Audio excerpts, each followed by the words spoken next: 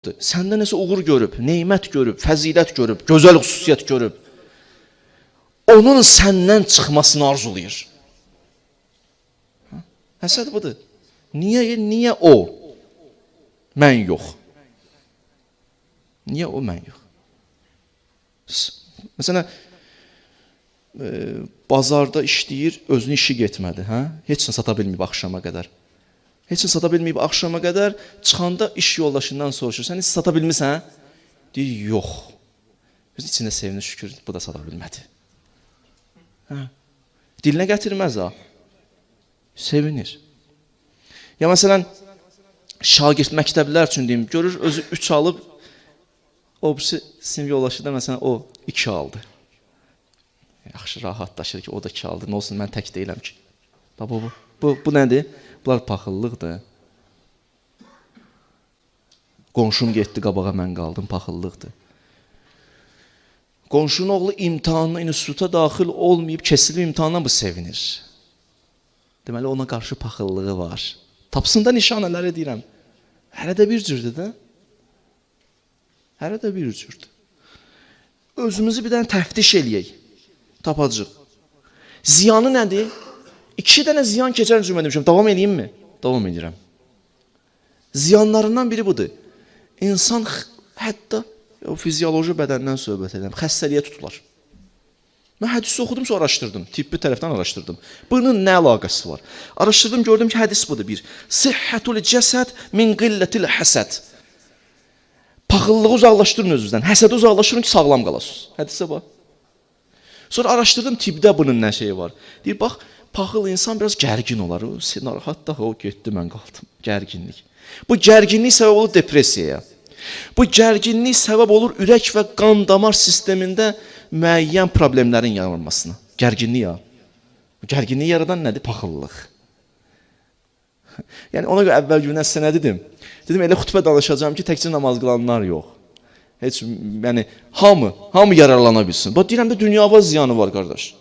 Sən lazımdır bu xəstəlik. Hətta mən baxdım, həkimlərin dediyi mövzulara baxdım, nə qədər xəstəlik saydı. Bir neçə xəstəlik. Bunu ilə bağlıdır. Çox nadir günahlardan biridir ya, xislətlərdən biridir ki, bu qədər xəstəlik yaradır. Çox nadirdir. Sağlamlığı da vermişsən əldən. Sağlam yaşadın. Nə işin var cəmaatın? Sevmək insanları cəmiyyətə asan bir şeydir. Bizə bir asan bir şey, o çətin bir şeydir. İkinci ziyan bugünkü cümlədə, ictimai ziyanı var. Baxın, ictimai münasibətlər necə tənzimlənir?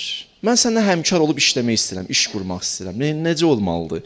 İş budur ki, sənə qarşı bir nikmin olmalıyam da. Yəni, belə deyək, sənə qarşı inancım olmalıdır, nikmin olmalıyam. Bilməliyəm, sən məkirli insan deyilsən, sən hiləgər insan deyilsən, sən xeyirxah insansan, nikmin olmalıyam. Bu nikminlik nə yaradır? Səmimiyyət, səfa, məhəbbət. Bu səfa və səmimiyyət və məhəbbət nə yaradır? Sənə qarşı inam, etimad. Bu inam və etimad nəyin müqəddiməsi olur? İş qururuq. İnanıram ki, səndən iş qururam. Gidirəm ya bir yerdə iş quraq. Biz son vaxtlar niyə insanlar təcridləşir? Hələ öz işini başına keçmək istəyir, heç kəsin iş qurmaq istəmir. Kökündə budur. İnanmır. Deyib, bir iş quracam, qalacaq yardı. Bu heç mənə gözü götürmür. Ona görə təcridləşib çəkilirik tənhalığa. Hər öz işini qursun, çəkilir kənar. Sən özün yaşa, mən özüm yaşa. Hər öz həyatını yaşamaq istəyir. Bir yerdə iş görmək istəmir. Niyə? Kökündə bu məsələlər durur. Bir insan bir insanın paxıllığını çəksə, ona qarşı necə nikbin ola bilər ki?